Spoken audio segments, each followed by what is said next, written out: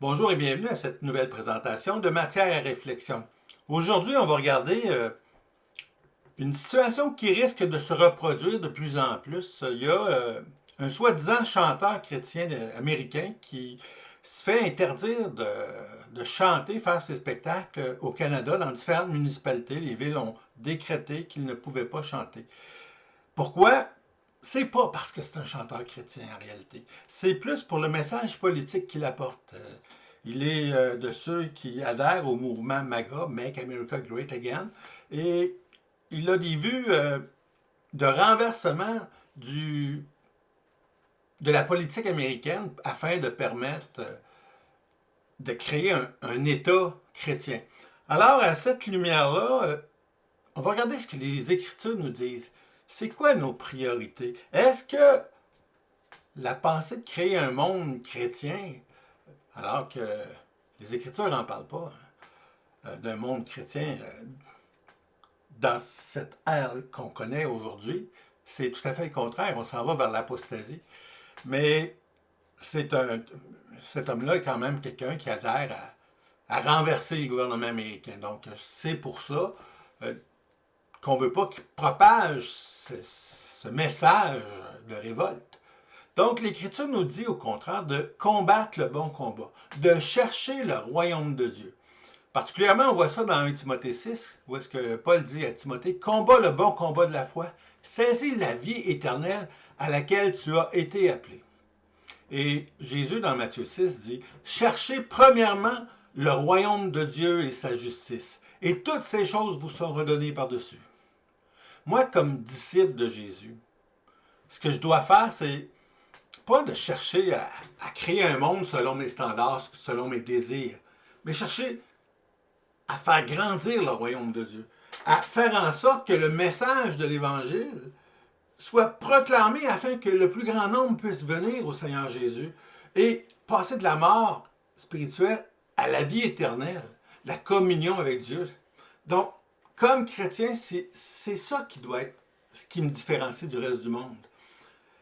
Toute autre valeur n'ayant pas un impact éternel, une portée éternelle, en accord avec la mission de l'Église, ben, c'est tout simplement, c'est pas dans notre mission, c'est pas notre mandat que le Seigneur Jésus nous a donné. Nous, on doit, au contraire, laisser paraître dans nos vies ce qu'on appelle le fruit de l'Esprit. Le fruit de l'Esprit, on le retrouve dans le livre aux Galates, chapitre 5, versets 22 à 23, je vous encourage à les lire.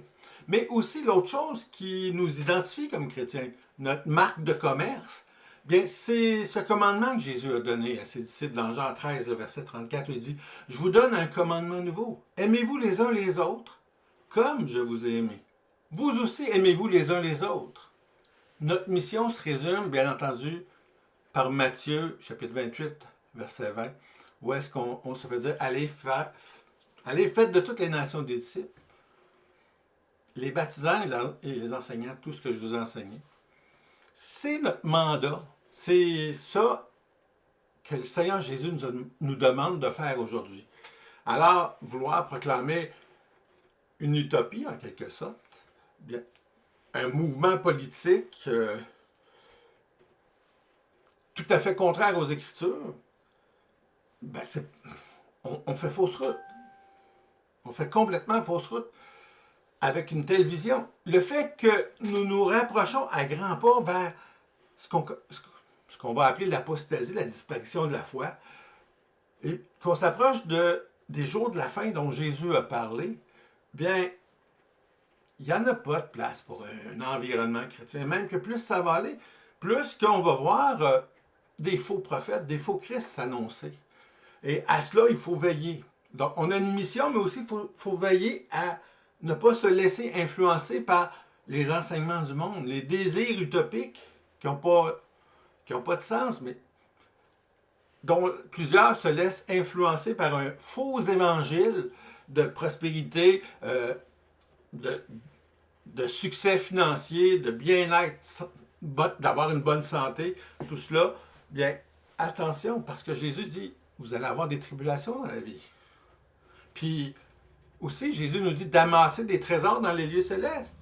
Non pas sur cette terre, parce que cette terre est condamnée.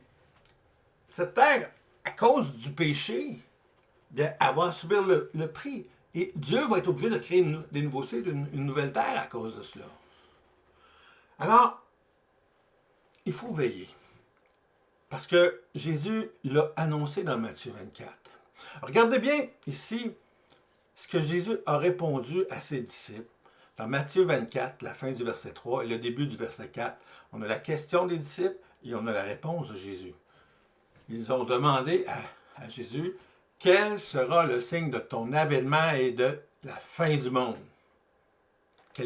Qu'est-ce que vous imaginez que Jésus a répondu? A-t-il décrit des signes particuliers? Oui. Mais avant cela, il a répondu en disant, prenez garde que personne ne vous séduise. Alors, ces mouvements qui ont l'air, qui viennent chercher nos émotions, qui nous laissent aspirer à un monde meilleur sur Terre, bien, c'est un faux message. C'est un faux évangile. Et comme disciple de Jésus, tu ne dois pas adhérer à cela. Tu dois, au contraire, encore plus t'attacher à la parole de Dieu. Parce que s'il y a une chose qui est efficace, c'est de connaître les Écritures. Et plus on avance dans le temps, plus on se rapproche de la fin des temps, plus on va être confronté, et même que bientôt, et déjà c'est commencé, il va y avoir un mouvement antichrétien mondial qui va se propager. Déjà, on voit que les chrétiens, en tout cas à plusieurs niveaux, sont proscrits.